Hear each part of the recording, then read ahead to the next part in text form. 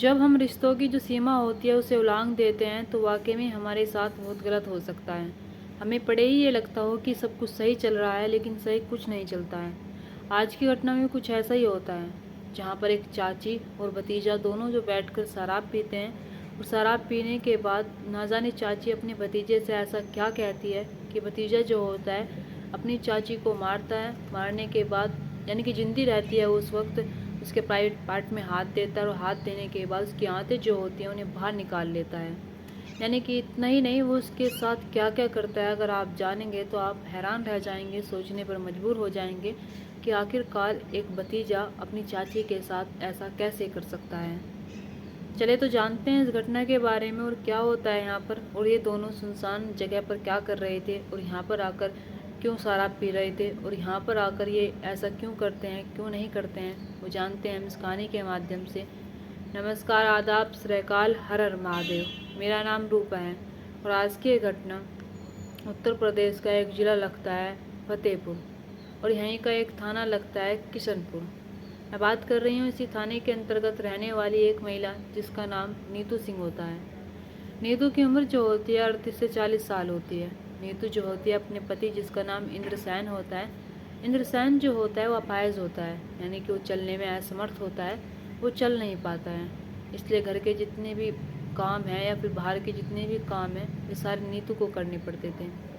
नीतू के 6 बच्चे होते हैं, यानी कि कुल मिलाकर घर में 8 सदस्य होते हैं, और 8 सदस्यों में से अगर कोई घर का और बाहर का काम करता था तो वो नीतू थी। पति जो होता है वो नीतू के बारे में हमेशा ये सोचता रहता था कि मेरी पत्नी कैसे बाहर जाती है और कैसे घर का करती है, यानी कि अगर मैं चल पाता तो अपनी पत्नी के लिए बहुत कुछ कर सकता था। ऐसे ही दिन आता है 27 जुलाई सन 2025 का। 27 जुलाई सन 2025 को नीतू अपने पति से कहती है कि मैं सब्जी लेकर आती हूँ, यानी कि सब्जी वहीं कस्बा लगता है, कस्बे में सब्जी मंडी सब्जियों की दुकान लगती थी बहुत सारी, और जो लोग होते थे गांव के वे वहीं पर जाया करते थे। ऐसे नीतू जो होती है वो अपने पति से कहती है, दोपहर का समय होता है तो पति जो होता है वो कहता है कि ठीक है, तुम सब्जी लेने जा रही हो तो तुम मेरे भतीजे को लेकर चले जाओ। यानी कि भतीजा जो होता है उसकी उम्र जो होती है 24-25 साल होती है। भतीजा जो होता है वो उसका सगा भतीजा होता है और उसके ही पास में रहता था। जब इंद्रसेन अपनी पत्नी से बात कहता है तो नीतू जो होती है वो मान जाती है, और जो उसका भतीजा होता है सर्वेश मिश्रा उसके साथ चलने के लिए तैयार हो जाती है। यानी कि ये दोनों जो होते हैं एक साथ जाते हैं। एक साथ जाने के बाद सर्वेश मिश्रा जो होता है वो घर आ जाता है, लेकिन नीतू जो होती है वो अपने घर नहीं आती है। अब इधर इंद्रसेन जो होता है उसका इंतज़ार करता रहता है, लेकिन इंतज़ार की सीमा जब ज़्यादा हो जाती है तो सर्वेश के घर जाता है। वो सर्वेश से पूछने लगता है कि भाई, मेरी पत्नी तुम्हारे साथ गई थी तो वो कहाँ पर रह गई। सर्वेश जो होता है वो कहता है कि चाचा अभी चाची आई नहीं है, मैंने तो चाची को वहीं पर छोड़ दिया था और वो मुझसे गुम हो गई थी। मैं अपने अलग सब्जी ले रहा था, वे अलग सब्जी ले रही थी, वो मुझे मिली नहीं, इसलिए मैं घर वापस आ गया। लेकिन मुझे नहीं पता कि चाची अभी तक घर पर नहीं आई। चलो कोई बात नहीं, उन्हें आप देख लो और इंतज़ार कर लो, वो आ जाएंगी। लेकिन 2 से 3 घंटे गुजर जाते हैं। जब 2 से 3 घंटे गुजर जाते हैं नीतू नहीं आती है तो इंद्रसेन को अंदर ही अंदर एक बात खाई जा रही थी कि मेरी पत्नी के साथ कुछ गलत तो नहीं हो गया। इंद्रसेन जो होता है वो अपने भतीजे सर्वेश से कहता है कि तुम मुझे लेकर चलो जहाँ पर तुम सब्जी लेने गए थे, और जहाँ पर तुमसे मेरी पत्नी गुम हो गई थी, जहाँ पर तुमने उसका साथ छोड़ा था, मुझे उस जगह पर लेकर चलो। सर्वेश जो होता है वो तैयार हो जाता है और अपने चाचा इंद्रसेन को लेकर वो वहीं पर जाता है जहाँ पर नीतू और सर्वेश गए थे। यानी कि वे दोनों जो होते हैं पूरी सब्जी मंडी से घूम लेते हैं, लेकिन नीतू जो होते हैं वो मिलती ही नहीं है। वहाँ के जो लोग होते हैं, जो सब्जी की दुकान वाले होते हैं, कहते हैं कि हाँ, हमसे सब्जी खरीदी जरूर है नीतू ने, लेकिन हमें नहीं पता वो कहाँ पर गई है, कहाँ पर नहीं गई है। ऐसे इंद्रसेन और सर्वेश मिश्रा जो होते हैं दोनों जो होते हैं नीतू को हर जगह ढूंढते हैं, लेकिन नीतू जो होती है वो मिलती ही नहीं है।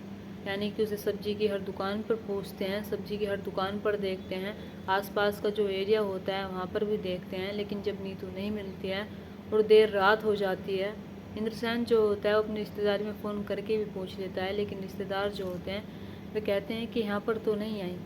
अब इंद्रसेन जो होता है जब ज़्यादा रात हो जाती है तब वो पुलिस स्टेशन का दरवाज़ा खटखटाता है जाकर, और वहाँ पर जाकर एक एक बात बताता है। पुलिस वाले जो होते हैं उससे पूछते हैं कि तुम्हारी पत्नी किसके साथ गई थी, तो सर्वेश मिश्रा जो होता है वो अपने चाचा इंद्रसेन के साथ ही होता है। सर्वेश मिश्रा जो होता है वो कहता है कि साहब मेरे साथ गई थी चाची, लेकिन जैसे हम दोनों सब्जी मंडी जाते हैं वहाँ पर जाने के बाद चाची जो होती है मुझसे अलग हो जाती है, मैं उनसे अलग हो जाता हूँ। मैं उन्हें देखने की कोशिश करता हूँ, लेकिन जब चाची मुझे नहीं मिलती है तो मैं घर आ जाता हूँ।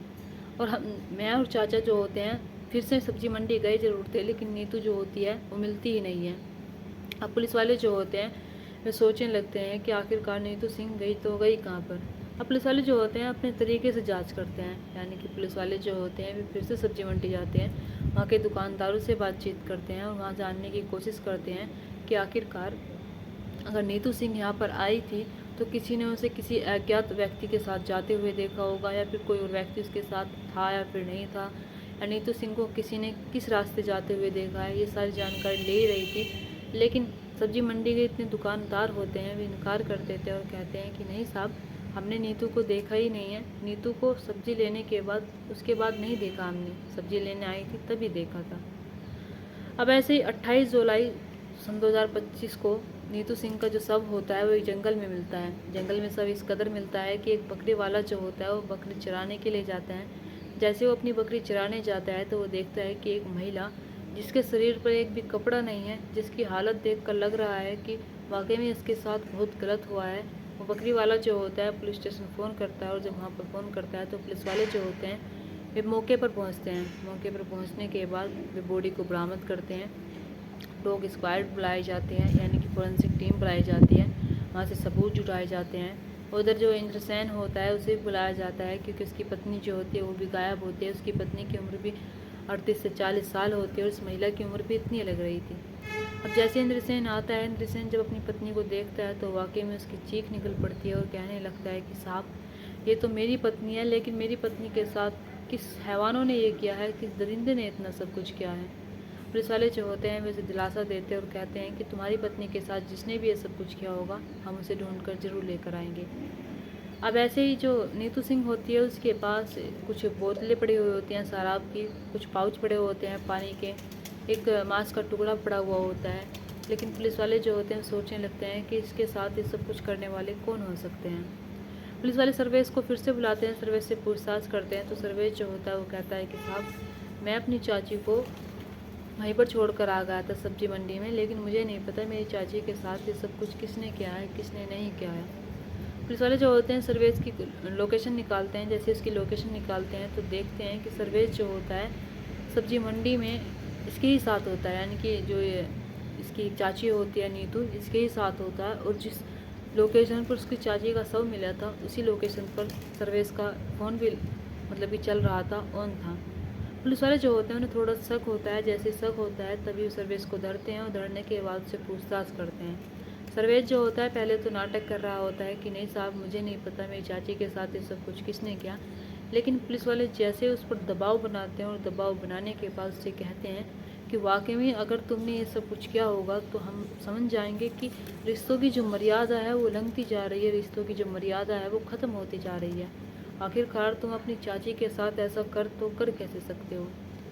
सर्वेश मिश्रा जो होता है वो टूट जाता है। फिर टूट जाने के बाद एक ऐसी कहानी सुनाता है जिस कहानी को सुनकर पुलिस वालों को यकीन नहीं होता, इंद्रसेन को यकीन नहीं होता है। इंद्रसेन के भी 6 छोटे छोटे बच्चे होते हैं। इंद्रसेन जो चलने में असमर्थ होता है, वाकई में वो अपने बच्चों का लालन पालन अब कैसे करेगा। सर्वेश मिश्रा जो होता है बताता है कि साहब आज से 2 महीने पहले मेरे पिता की मौत हो गई थी, यानी कि आज से 2 महीने पहले मेरे पिता का देहांत हो जाता है। मेरे पिता का देहांत ऐसे होता है कि मेरी चाची जो होती है मेरे पिता के लिए खाना लेकर आती है। जैसे वो खाना लेकर आती है तो मेरे पिताजी जो होते हैं उनकी मृत्यु हो जाती है। मुझे ऐसा लगता था कि चाची जो है वो जादू टोना करती है, वो जादू टोकटा करती है, और मेरे पिता की जो मृत्यु हुई है वो इसी की वजह से हुई है, मेरी चाची की वजह से। मैं तब से बस यही घात लगाए हुए बैठा था कि मैं अपनी चाची को छोड़ूंगा नहीं। जैसे मेरे पिता इस दुनिया को छोड़कर चले गए, मैं अपनी चाची को भी ऊपर पहुंचा दूंगा और मैं इस चाची को नीचे नहीं रहने दूंगा। ऐसे ही दिन आता है 27 जुलाई सन 2025 का। 27 जुलाई सन 2025 को मेरे जो चाचा होते हैं इंद्रसेन, वे खुद कहते हैं कि तुम अपनी चाची को लेकर चले जाओ, वो सब्जी लेने जा ही रही हो, तुम मुझसे कह भी रहे थे, तो इसे भी अपने साथ लेकर आ जाना। मुझे उस दिन मौका मिल जाता है और जब मौका मिलता है तो मैं अपनी चाची को साथ लेकर जाता हूँ। वो सब्ज़ी खरीदती है, मैं भी सब्ज़ी खरीदता हूँ, लेकिन दुकानदारों की नज़रों में मैं नहीं आता हूँ। और जैसे सब्ज़ी खरीद लेते हैं हम दोनों, तो जो सब्ज़ी मंडी होती है उससे बाहर आकर मेरी चाची जो होती है वो मुझसे आकर मिलती है। वो मिलने के बाद हम दोनों जो होते हैं, मैं ही कहता हूँ चाची से कि चाची क्या तुम शराब पियोगी, मैं पीना चाहता हूँ। तो चाची जो होती है जब उसे फ्री की शराब मिलती है तो वो कह देती है कि ठीक है, पी लूँगी। यानी कि ये सर्वेश जो होता है छोटे छोटे 2 पौवे खरीदता है और उसके बाद 2 पानी के पाउच खरीदता है और 1 मांस का टुकड़ा खरीदता है। सर्वेश जो होता है वो कहता है कि हमें घर पर तो कोई पीने नहीं देगा, चलो एक सुनसान जगह पर चल रहे हैं, वहाँ पर जाकर पहले पी लेंगे, उसके बाद चलेंगे।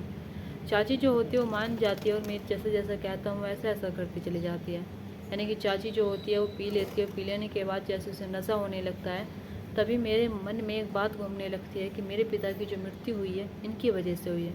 तभी मैं चाची के मुंह पर एक मुक्का मारता हूँ और मुक्का जब मारता हूँ तो चाची पीछे को गिर जाती है और बेहोश हो जाती है। और जब बेहोश हो जाती है तो मैं इनके पेट में हाथ देता हूँ। हाथ देने के बाद चाची जो होती है, ऐसा लग रहा था कि अब इस दुनिया में नहीं रही। मैं थोड़ा सा पानी और डालता हूँ उनके मुंह पर, और जैसे उनके मुंह पर पानी डालता हूँ चाची जो होती है वो उठ जाती है। और जब उठती है तो चिल्लाने की कोशिश करती है।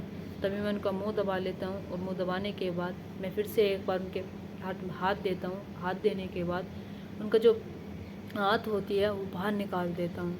जैसे उनकी सारी आँत मैं बाहर निकाल देता हूँ, जब जैसे आँत बाहर निकलती है तो मेरी चाची जो होती है इस दुनिया को छोड़कर चली जा चुकी होती है। यानी कि सर्वेश मिश्रा जो होता है पहले तो अपनी चाची के सारे कपड़े उतारता है, कपड़े उतारने के बाद ये सब कुछ करता है। पुलिस वाले जो होते हैं उससे पूछते हैं कि क्या तुमने उसके साथ गलत काम भी किया है, क्या तुमने उसके साथ जैसी घटनाओं का अंजाम भी दिया है। तो सर्वेश मिश्रा जो होता है वो कहता है कि नहीं साहब, मैंने उनके साथ कोई गलत काम नहीं किया है, लेकिन मेरे पिता के और मेरी चाची के अवैध संबंध चल रहे थे। मेरे पिता के और मेरी चाची के साथ जो अवैध संबंध चल रहे थे, ना जाने कब से चल रहे थे, दोनों एक दूसरे के साथ शारीरिक संबंध बनाते थे। मुझे सब कुछ पता होता था और मैं मांस का टुकड़ा इसलिए लेकर गया था जिससे कि मेरे पिता को शांति मिले, मेरे पिता को लगे कि हाँ, मेरी मृत्यु का बदला मेरे बच्चे ने ले लिया।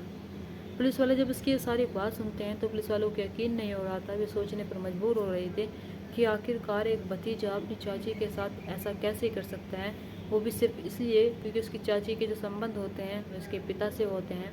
और जब पिता को खाना देने आती है चाची तो उसकी ना जाने कैसे मृत्यु हो जाती है।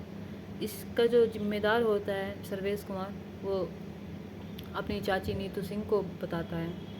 यानी कि नीतू सिंह के साथ वो इतना सब कुछ करता है, इतना गलत करता है, उसे गलत करते हुए थोड़ी सी भी शर्म नहीं आती है। वो कहता है कि मैं चाची के साथ जब ये सब कुछ करके जाता हूँ तो मुझे बहुत सुकून मिलता है। उसके बाद मैं इंद्रसेन मेरे चाचा के साथ चाची को ढूंढवाता भी हूँ, पुलिस स्टेशन पे जाता हूँ ताकि मुझ पर किसी को शक ना हो, ताकि मैं सबको यही बता सकूँ कि चाची को मैंने सब्जी मंडी ही छोड़ दिया था और वहाँ से मेरे साथ भी आई नहीं है।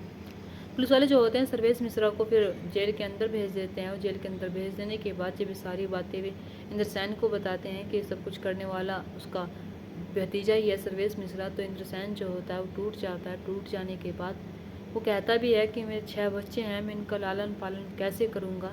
मेरी जो पत्नी थी नीतू वही सब कुछ करती थी, वही बाहर का काम करती थी, वही घर का काम करती थी। सर्वेश मिश्रा ने ऐसा क्यों किया।